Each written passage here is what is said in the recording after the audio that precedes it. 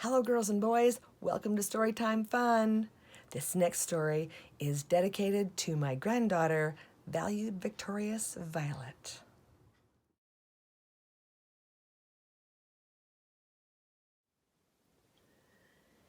Today's personalized VeggieTales story is called Snow Clones by Doug Peterson.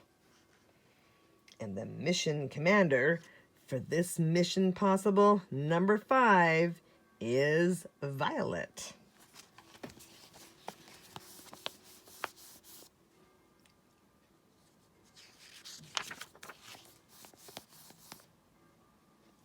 The Polar Bear Club. Ring, ring, ring! It was Mission Control calling with another job. Larry couldn't wait to answer the ship's new cordless phone. Ring, ring, ring! Larry twirled around and around. "Where is it?" he said. Ring, ring, ring! "I think it's coming from inside your snow pants," said Bob the tomato. Ring, ring, ring! Larry tried to unzip his snowsuit to get to the phone. Oops! The zipper broke. "This is Mission Control," came a muffled voice from inside Larry's snowsuit. "Is anyone there?" "Roger that," Larry shouted as he pulled out the mission folder. Inside were photos of strange polar bears.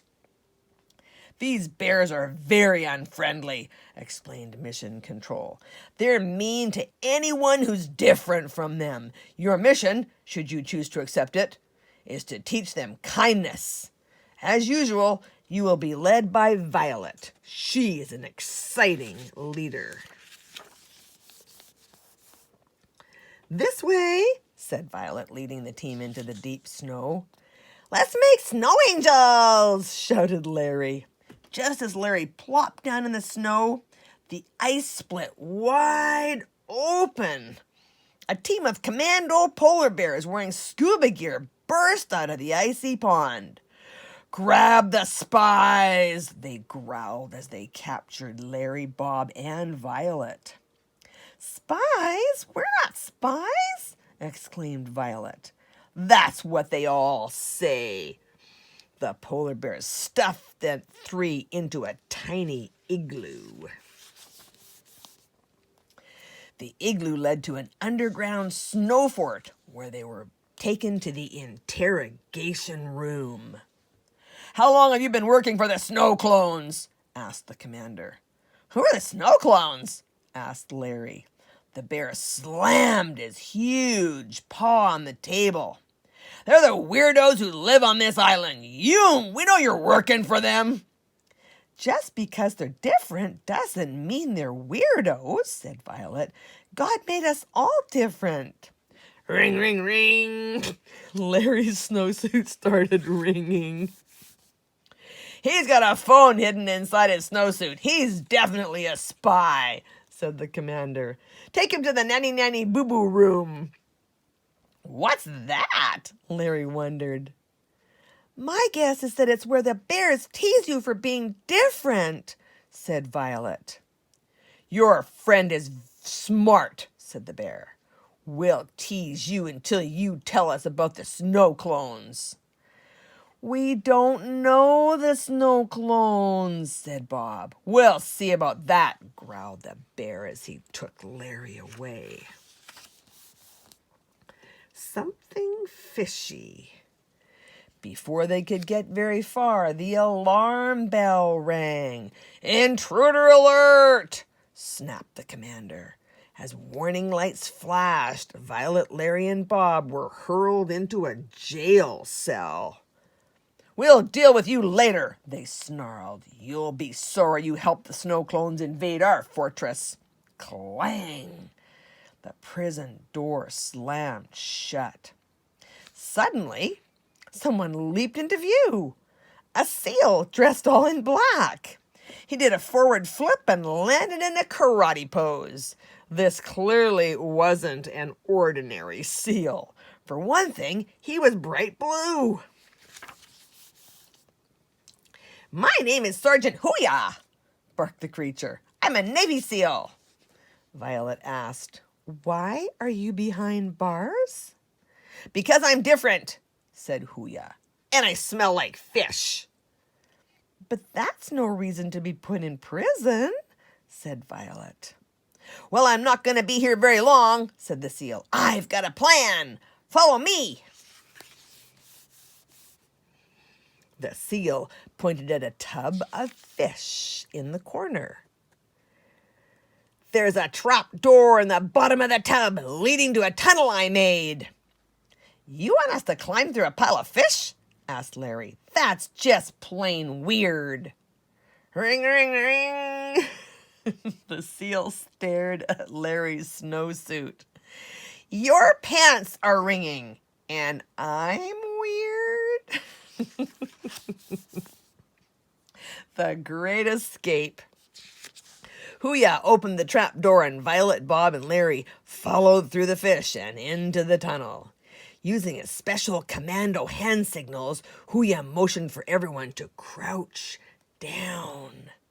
Larry got confused and thought he gave the command to tap dance.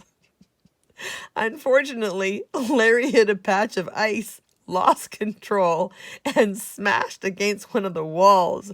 This triggered a booby trap. Oh, poor Larry. A giant snowball came rolling at them like a snow-covered steamroller. Oh. "Run for your life!" Hooya shouted with the giant snowball right behind them. They dashed through the halls. Violet, with enthusiasm and great speed, led the way.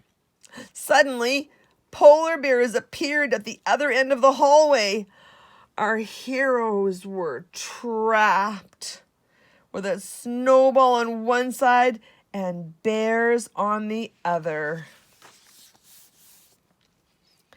"I've got an idea," shouted Violet as she dashed through the polar bear cafe. She grabbed a pot of hot chocolate off the stove.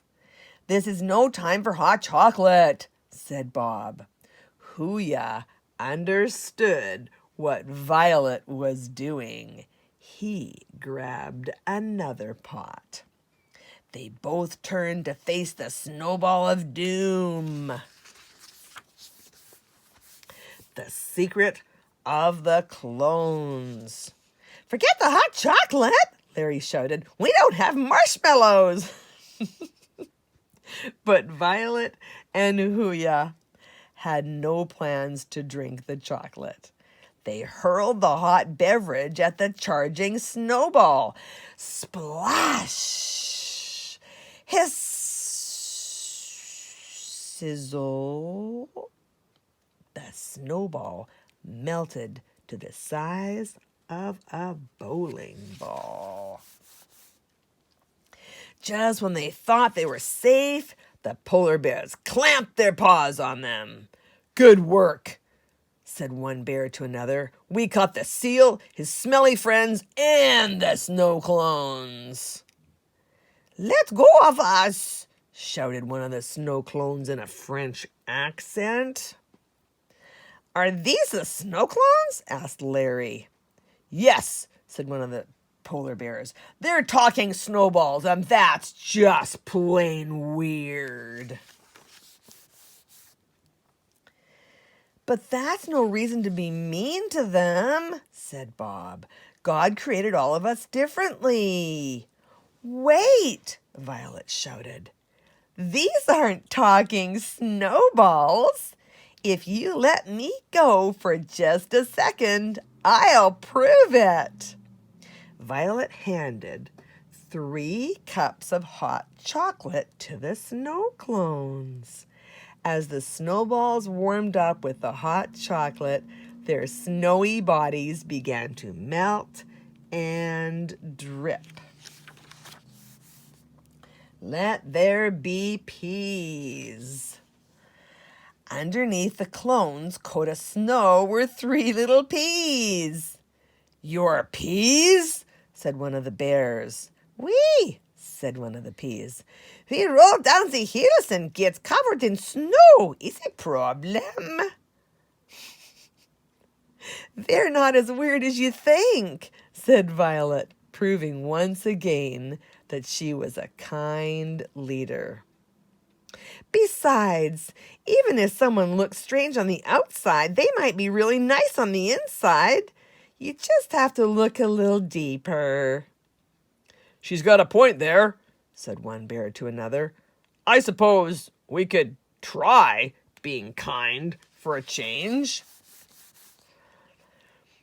From that day on, the polar bears, the French peas, and the Navy SEALs became great friends and were kind to each other. In fact, the bears, peas, and seal even discovered they love a lot of the same things, like rolling down snowy hills, sledding, and watching funny movies. Mission accomplished. After spending the rest of the afternoon with the bears, it was time to move on. So our heroes took off in the get-up-and-go machine. As they got close to their destination, the get-up-and-go machine changed into what looked like a giant chariot. Down below was a volcano and a huge Roman building. Volcanoes? Said Bob. Another adventure lay dead ahead.